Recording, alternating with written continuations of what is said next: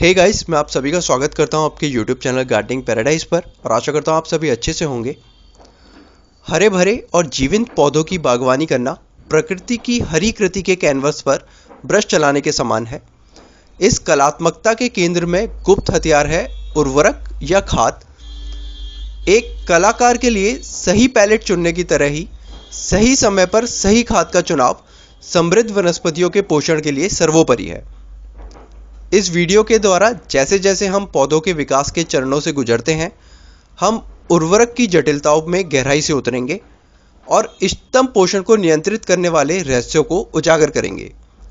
बीज बोने की कोमल शुरुआत से लेकर फूलों के शानदार फलने फूलने तक प्रत्येक चरण निषेचन या खाद देने की प्रक्रिया के लिए एक अनुरूप दृष्टिकोण की मांग करता है।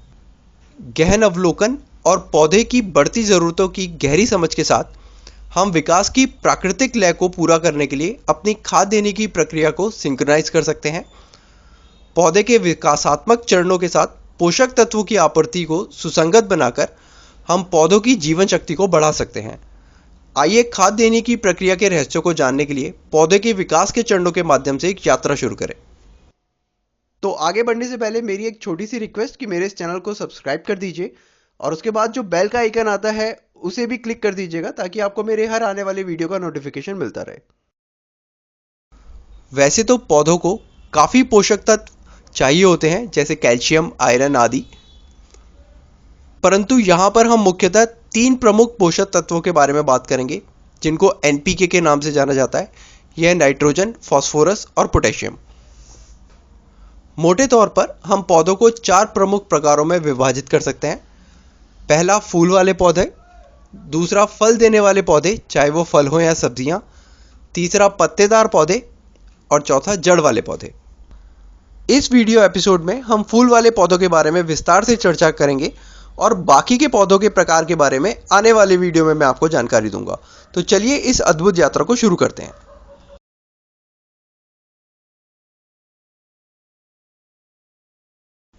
जैसे ही आप अपने फूलों वाले पौधों के बीज बोते हैं, उनके अंकुरण और अंकुर विकास को बढ़ावा देने के लिए पोषक तत्वों से भरपूर वातावरण प्रदान करना महत्वपूर्ण है। नाइट्रोजन, फास्फोरस और पोटेशियम के समान अनुपात वाली संतुलित खाद का विकल्प चुनें, जैसे कि 10x10x10 फॉर्मुलेशन। ये संतुलित मिश्रण स्वस्थ जड़ विकास को बढ़ावा देता है और यह सुनिश्चित करता है कि मजबूत अंकुर पनपने के लिए तैयार हों।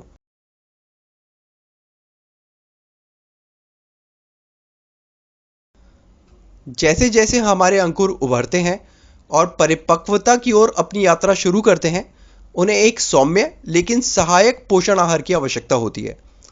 अब हमें थोड़ी अधिक फास्फोरस वाली खाद देनी शुरू कर देनी चाहिए, जैसे कि 5x10x5 या 6x12x6 फॉर्मुलेशन।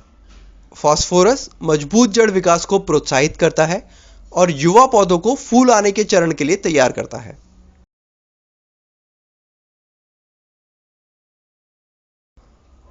इसके बाद हमारे पौधे बढ़ना शुरू कर देते हैं। इस अवस्था के दौरान हमारे फूल वाले पौधे तेजी से पत्तों और तने के विस्तार से गुजरते हैं। इस अवस्था के अंतर्गत नाइट्रोजन मुख्य पोषक तत्व बन जाता है, जिससे हरी भरी हरियाली, मजबूत और स्वस्थ तने बनते हैं। उच्च नाइट्रोजन वाला उर्वरक चुनें, जैसे कि 20x10x10 या 15x5x10 फॉर्मुलेशन, ताकि भविष्य में खिलने के लिए आधार तैयार करते समय जोरदार वनस्पति विकास का समर्थन किया जा सके।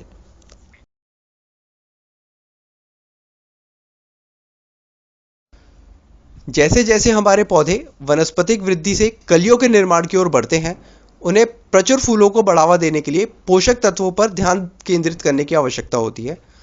फास्फोरस एक बार फिर केंद्र में आ गया है, जो मजबूत कलियों के विकास को प्रेरित करता है और फूलों की गुणवत्ता को बढ़ाता है। आगामी फूलों के शोकेस को बढ़ावा देने के लिए उच्च फास्फोरस वाली खाद देने पर विचार करें, जैसे कि 10x20x10 या 5x10x5 फॉर्मुलेशन।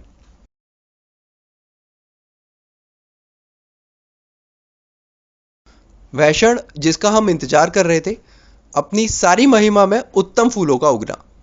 शानदार पुष्प प्रदर्शन सुनिश्चित करने के लिए फूल आने की पूरी अवस्था के दौरान फास्फोरक युक्त उर्वरक देना जरूरी है, 10 बाय 30 बाय 20 या 0 बाय 10 बाय 10 जैसे अनुपात वाले विशेष रूप से फूलों वाले पौधों के लिए उपयुक्त फॉर्मुलेशन की तलाश करें। ये फॉर्मुलेशन प्रचुर मात्रा में फूलों, जीवंत रंगों और लंबे समय तक खिलने की अवधि को बढ़ावा देते हैं, जो आपके बगीचे को मंत्रमुग्ध कर देने वाले फूलों के स्वर्ग में बदल देते हैं।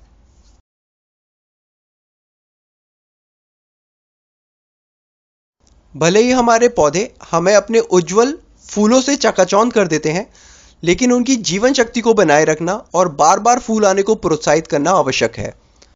तो 10 बाय 10 बाय 10 जैसे संतुलित उर्वरक या 10 बाय 30 बाय 20 या 0 बाय 10 बाय 10 जैसे विशेष फूलों को बूस्ट करने वाली खाद का उपयोग करके लगातार अपने निषेचन कार्यक्रम को बनाए रखें। इसके अतिरिक्त मुरझाए हुए फूलों को नियमित रूप से हटाकर अपने पौधों की ऊर्जा को नए फूलों के उत्पादन की ओर पुनर्निर्देशित करें, जिससे फूलों के खिलने और सुंदरता का निरंतर चक्र सुनिश्चित होता है।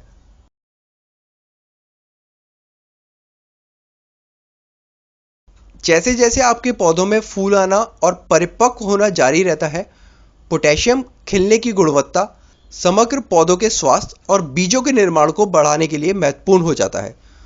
फूलों के मजबूत विकास, रोग प्रतिरोधक क्षमता और बीज निर्माण में सहायता के लिए उच्च पोटेशियम वाली खाद जैसे 5 बाय 10 बाय 20 वाला उर्वरक चुनें। विकास के प्रत्येक चरण में लक्षित पोषण प्रदान करके आप यह सुनिश्चित कर सकते हैं कि आपके फूल वाले पौधे अपनी पूरी क्षमता तक पहुंचें, जिससे आपके बगीचे को रोशन करने के लिए प्रचुर मात्रा में जीवंत फूल पैदा हों। निष्कर्षतः फूलों के पौधों को बीज से फूलने तक पोषित करने की यात्रा बागवानी की कलात्मकता और विज्ञान का एक प्रमाण है। अपने विकास चक्र के प्रत्येक चरण में अपने पुष्प साथियों की पोषण संबंधी आवश्यकताओं को समझकर हम जीवंत फूलों और मनमोहक सुगंधों से भरपूर समृद्ध उद्यान विकसित कर सकते हैं। तो आइए उचित देखभाल, परिश्रम और उर्वरक की परिवर्तनकारी शक्ति के साथ अपने फूलों के सपनों को पोषित करें। यदि आपको यह वीडियो उपयोगी लगा तो इसे लाइक करें, अधिक बागवानी युक्तियों के लिए हमारे चैनल को सब्सक्राइब करें और नीचे कमेंट्स में इस विषय पर अपने विचार साझा करें। हैप्पी गार्डनिंग और मैं आपसे अपने अगले वीडियो में मिलूंगा।